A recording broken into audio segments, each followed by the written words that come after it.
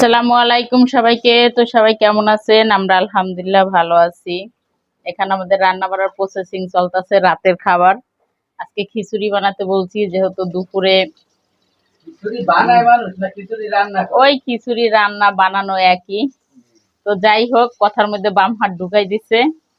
এই যে বাম হাত ঢুকাই না লোক আছে, বাম হাত ঢুকানো লোক আছে, কাজের লোক না থাকলে করতে হয়। সেগুলা খাইছি। তো এখন এই যে ডাল আর এই যে চাল, আগে নাকি চাল দিয়ে তারপরে ডাল ধুবে, তারপরে খিচুড়ি বসাবে। এখন আমাদের চাল দেওয়া হয় নাই, আধা ঘন্টা ধরে ধুইতেই আছে। কিভাবে যে চাল দিতেছে আসলে টিপসটা আপনারা ফলো করেন, অবশ্যই আমি মনে করি সবকিছু ভালো লাগবে খেতে, কারণ ভাত থেকে গন্ধ আসে না, চালে তো কেমিক্যাল দেওয়া থাকে অবশ্যই। ও কিভাবে ধুইতেছে চাল, ও বাহিরে বাবুর্চিগিরি করছে, এই কারণে বাংলাদেশের কাজ কাম ওর পছন্দ হয় না। তা ভালোই হয়েছে, আমি অসুস্থ সেই সুযোগেও রান্না করতেছে, আমি খাইতেছি। তাই তো শুরু হলো আমাদের খিচুড়ি পাকানো। বিসমিল্লাহ পড়ে গেল পেঁয়াজ, তেল তো দিচ্ছে তো অনেক। খিচুড়িতে অবশ্য তেল বেশি না হইলে ভালো লাগে না খেতে। আমি এরকম তেল দিয়ে রান্না করি, খিচুড়িতে তেল বেশি তত মজা, তত পেঁয়াজ কম হয়ে গেছে।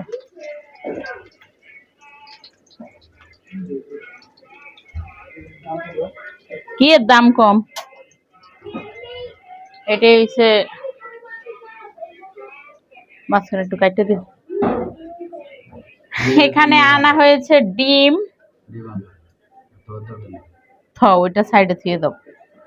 2 ডজন ডিম আনছি, যেহেতু 1 নাম্বার গেছিলাম, তাই ডিম পরিষ্কার করতে দিচ্ছি। যারে চেহারা দেখাইলাম না, এই সব জায়গার চেয়ে ডিম বড় আছে। না, ডিম ছোট না, ডিম ছোট না, ডিম এই আমি যে মুদির দোকান করে আনি সেই মুদির দোকানের হিসাবে ডিম বড় আছে।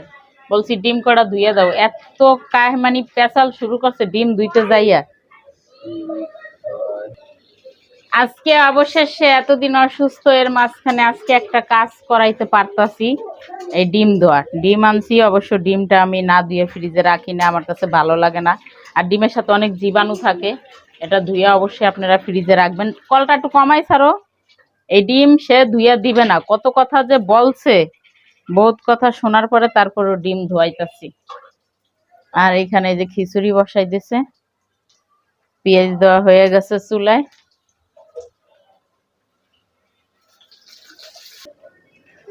দিয়ে দেওয়া হলো আদা রসুন বাটা, জিরা বাটা, এটা তেলের মধ্যে দিয়ে কষানো হচ্ছে। এই যে লবণ, আর এখানে ডিম দেওয়ার পর্ব চলতেছে এখনো। ভালোই লাগে বেটাগট দিয়ে কাজ করানো। আপনারা কে কে করান বাসায় অবশ্যই একটু কমেন্টে জানাবেন।